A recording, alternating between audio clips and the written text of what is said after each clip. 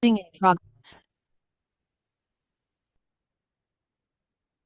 Mohon izin, mohon izin kepada yang terhormat dosen pengajar Bapak Dr. Joko Suharyanto, SEMM CPOD. Mohon izin memperkenalkan diri. Nama saya Rizky Akbar, nomor induk mahasiswa 2402010200050. Prodi Manajemen PJJ S1. Izin memaparkan jawaban ujian tengah semester mata kuliah Cyber Security Management tahun ajaran 2024-2025. Izin memulai pemaparan.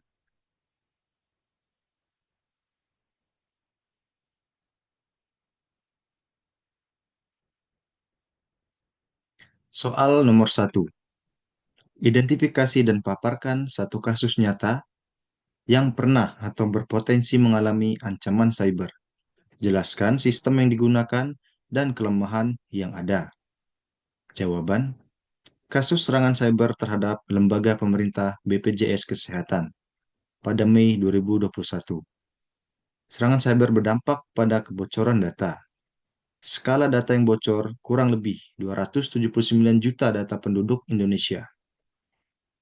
Elemen data yang bocor adalah nomor induk kependudukan, nama lengkap, alamat, nomor telepon, email, tanggal lahir, bahkan data gaji dan status vaksinasi. Respon atas kejadian. BPJS Kesehatan bekerjasama dengan BSSN, Kominfo, dan pihak kepolisian. Dilakukan audit forensik dan penguatan sistem keamanan. Namun, belum ada laporan investigasi yang dipublikasikan secara transparan hingga saat ini. Sistem yang digunakan yaitu sistem informasi berbasis web dan cloud untuk mengelola data kepesertaan dan klaim layanan kesehatan dengan beberapa komponen utama berupa 1. Sistem Informasi Manajemen Kepesertaan atau SIMK. 2. Web Service untuk Integrasi Data API. 3. Basis data terpusat. Kemungkinan menggunakan server internal dengan akses API untuk aplikasi mitra dan lembaga lain seperti rumah sakit dan Dukcapil. 4. Data warehouse untuk analisis dan pelaporan.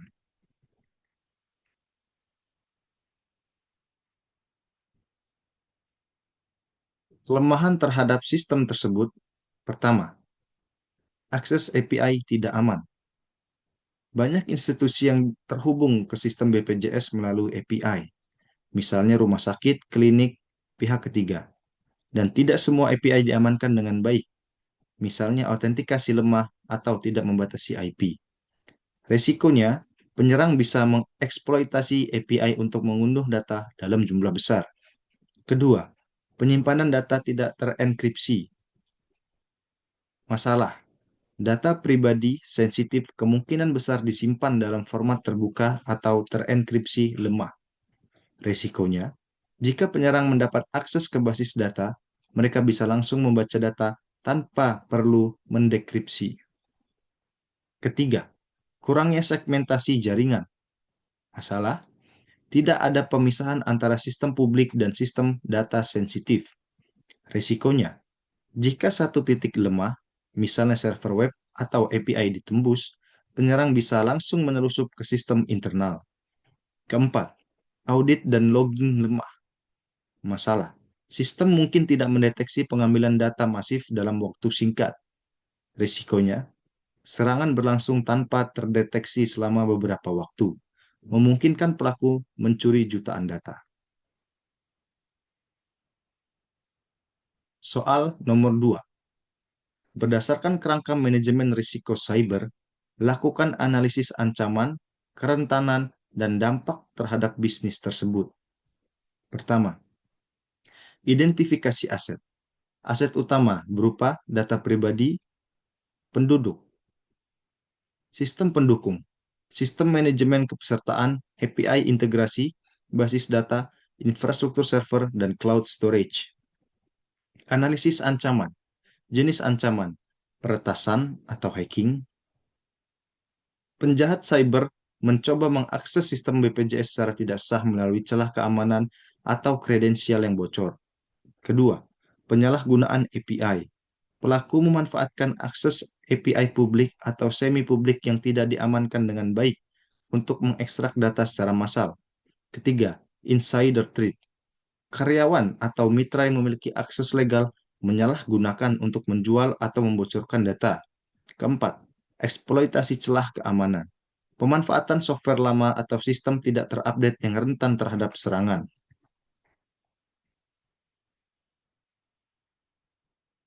Analisis kerentanan.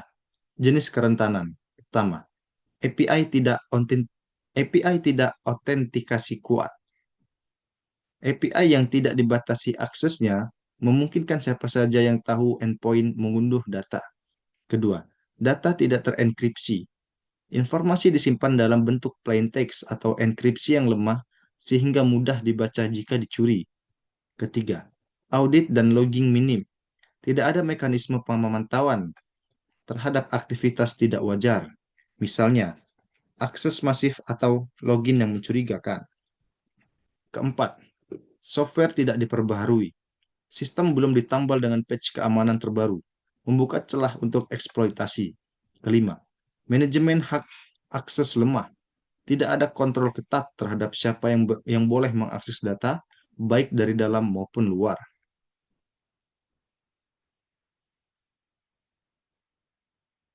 Soal nomor 3. Tawarkan strategi manajemen keamanan cyber yang realistis dan sesuai kemampuan organisasi tersebut, bukan solusi enterprise level yang mahal. Pertama, penerapan prinsip least privilege atau hak akses minimum.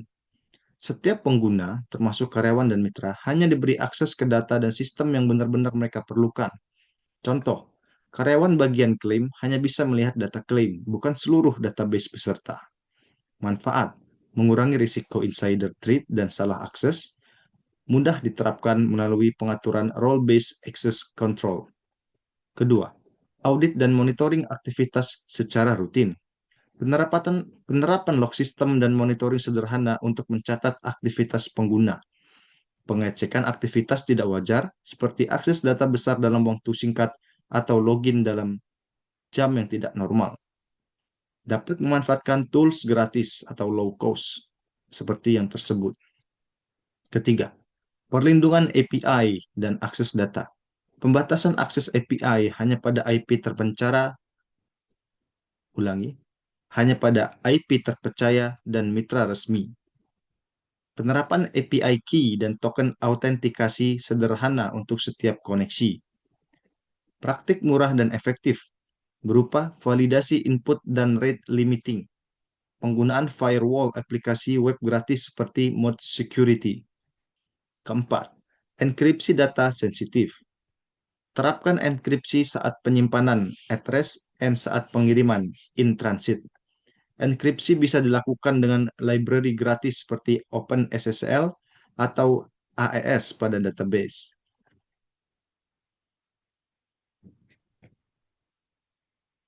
Kelima, edukasi keamanan cyber untuk pegawai.